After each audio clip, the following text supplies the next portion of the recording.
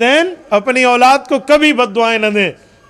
अगर गुस्सा आए तो दुआ दिया करें, अपनी ज़बान पे एक लफ्ज़ चढ़ा लें, अल्लाह पाक तेरे साथ अच्छा करे। कभी नहीं तुम्हारे मुंह से निकलेगा अल्लाह तुझे बर्बाद करे, अल्लाह तेरे साथ अच्छा करे, अल्लाह तुझे हज पे ले जाए, अल्लाह तुझे काबा दिखाए, अल्लाह रसूलुल्लाह के रोज़े पे ले जाए।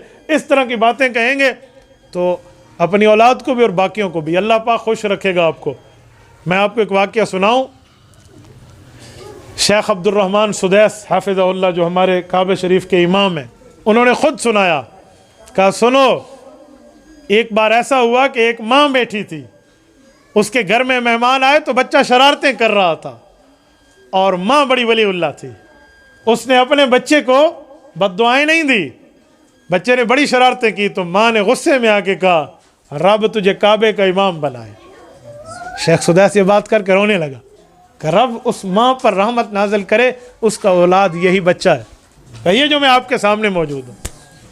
माँ ने गुस्से में कहा था और क्या से क्या हो गया।